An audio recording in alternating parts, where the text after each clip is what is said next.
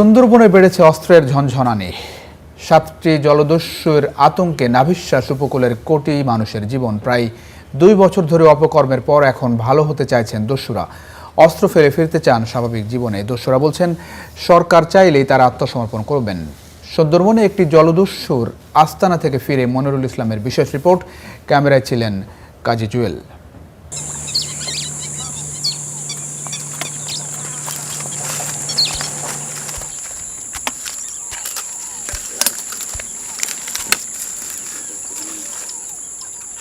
স্বাধীনতা পরবর্তী প্রায় 3 দশক ধরে সুন্দরবনে ছিল ডাকাত, দস্যু বা জলদস্যুদের অত্যাচার। গত 1.5 বছর ধরে সে দস্যুতা আবারও ফেরত এসেছে সুন্দরবনে আবারও বেড়েছে অস্ত্রের ঝনঝনানি। সেরকম একটি খবর পেয়ে আমরা দীর্ঘদিন অনুসন্ধান চালিয়ে যোগাযোগ করছিলাম যে কারা এগুলো করছে। এরকম বেশ কয়েকটি বাহিনীর নাম আমরা পেয়েছি। তার মধ্যে একটি বাহিনীর সাথে আমরা এসেছি দেখা করতে। কেন তারা এই পথ বেছে নিলেন?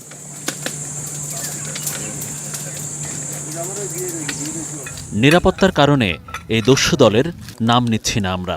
তবে এই বাহিনীর অধিকাংশ সদস্য 2018 সালের শুরুর দিকে আত্মসমর্পণ করে, সরকারের সহযোগিতায় ফেরেন স্বাভাবিক জীবনে। কিন্তু এর 6 বছর পর 2024 সালের শেষের দিকে তারাই আবার হাতে তুলে নিয়েছে অস্ত্র, গঠন করেছে ভয়ঙ্কর দস্যু বাহিনী। পাইপগান সহ বেশ কয়েকটি দেশীয় অস্ত্র এখন তাদের হাতে আছে, শত শত গুলিও।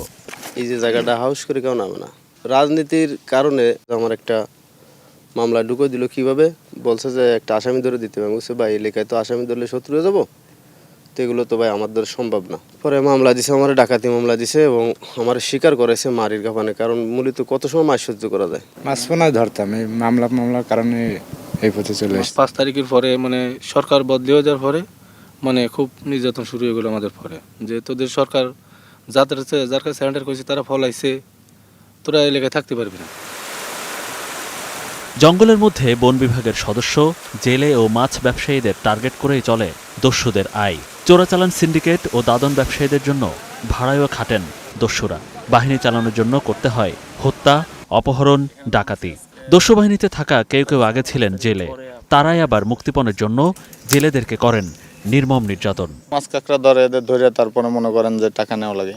দেশি 7টা দেশি বন্দুক আছে, টাকা দিলে মনে করেন যে সবই পাওয়া যায়। এগুলো একদিকে হচ্ছে বাঘের ভয় জঙ্গলে, নদীতে কুমিরের ভয়, আমাদের মতো জলদস্যু আছে, তাদেরও ভয় আছে, প্রশাসনেরও ভয় আছে।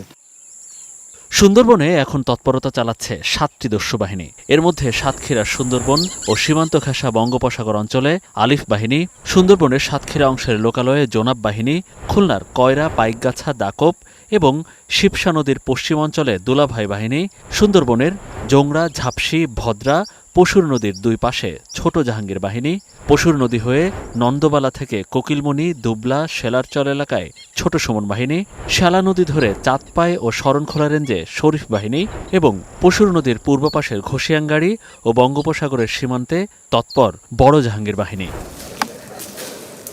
তবে এই অপরাধ জগৎ থেকে আবারও ফেরত আসতে চান দস্যুরা। ভালো হইতে চাই, সরকার যদি সুযোগ দেয় সেক্ষেত্রে সরকারের কাছে একটা দাবি যে দেখা গেছে আমরা এই যেরকম ভালো হয়েছি, হওয়ার পরে কে হয়েছে অমুক থানায় মামলা হচ্ছে, তাহলে কে হয়েছে ডাকাত কেটা সিলিন্ডার করছে অমুক, ওই লিস্টটা বাইর করে ওইখান থেকে 5 জনের নাম ঢুকিয়ে দেয়। এই জিনিসটা যাতে না দেয়, সরকার এই দিকে যদি একটু মনে করেন নজর দেয়। তাদের অভিযোগ, প্রশাসনের দিক থেকে বিশ্বাসঘাতকতার জন্য তারা আবারও সুন্দরবনে নেমেছে, হাতে অস্ত্র ধরেছে, রাজত্ব করেছে ত্রাসের। এই মানুষগুলো আবারও ভালো হতে চায় যদি সরকার সে সুযোগ দেয়। তারা খারাপ কাজ করবে আর সরকার বারবার তাদেরকে সুযোগ দিবে।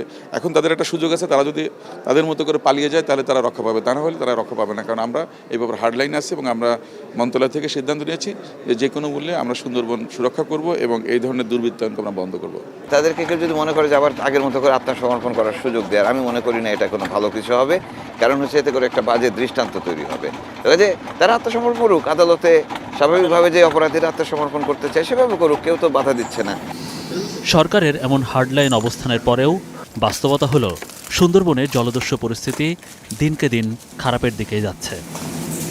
মনিরুল ইসলাম, স্টার নিউজ, সুন্দরবন।